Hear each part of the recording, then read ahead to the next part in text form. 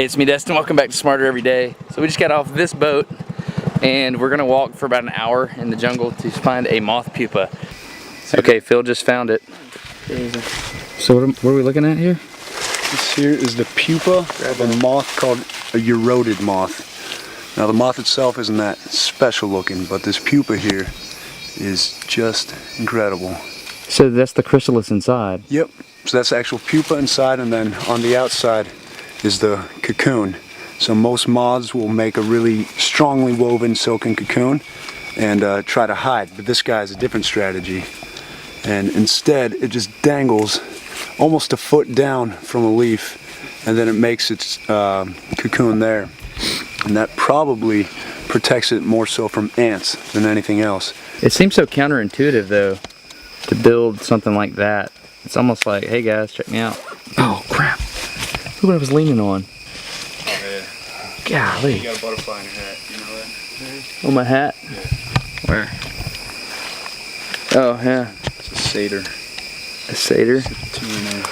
I can only think about these ants right now. Are you using a macro lens or just a 100? I'm using a 105 macro. You should be able to see the fine structure. Oh, that's awesome. This cocoon is really one of a kind. You can actually find these guys up in North America. You're lucky.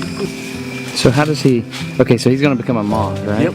So how does he get out once he's... So it kind of looks, if you look at the bottom there, it almost looks like a little escape shaft. So it's possible that once it comes out as a moth, it'll just shoot right down. Do you want to put your finger under it so we can see the scale? You got your manicure? Yeah. You ready for this? I've been cleaning my nails all morning. Cool.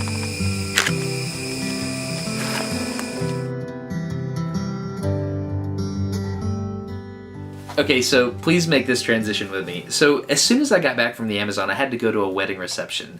As I'm sitting there making small talk with this guy, I start explaining this beautiful cocoon I found in the rainforest because it made such a huge impact on me. So I explained that if a cocoon is to keep predators out, why would I put holes all in my cocoon? And the guy said something that shocked me. He goes, oh, that's interesting. I happen to be a butterfly farmer. I've come here to Mr. John's house, and I've brought my kids with me, and John owns one of 2 butterfly farms in Alabama.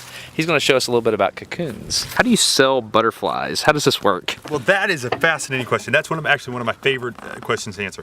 But this is actually the general way I ship butterflies, right in like this, and I'll just pat them and put layers.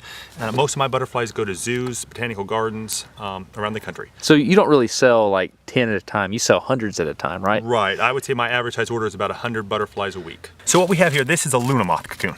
And some people are confused about the difference in a cocoon here and a chrysalis or a pupa here. And the difference really isn't that great. The inside the cocoon is actually your pupa. So the cocoon itself is really just the covering that the pupa spins around itself. If you look here at the spice bush swallowtail, it does not have a cocoon.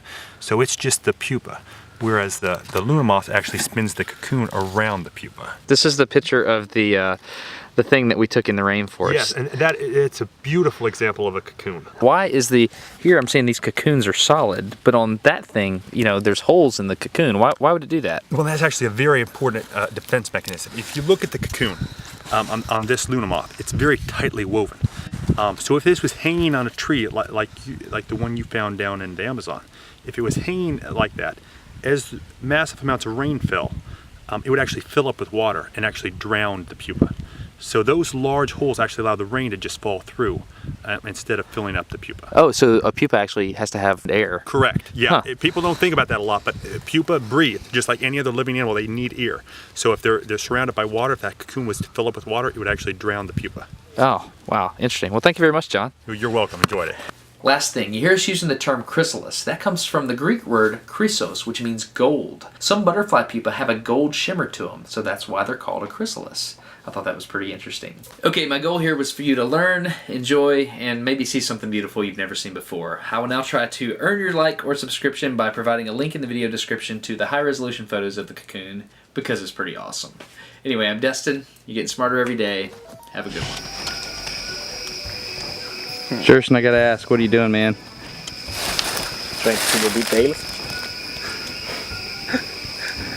Rather than get up there, steps back and use the binoculars. I think Jerson needs some glasses. How long have you lived out here? Well, I am from here. I was born here, and I actually know this place very well. I have almost 10 years guiding in the area, but I never seen this before. Ever? To be honest, never. Are you just not a very good guide?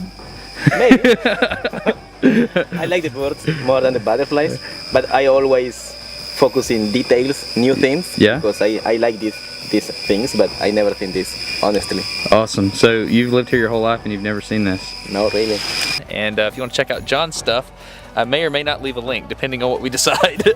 So anyway, have a good one.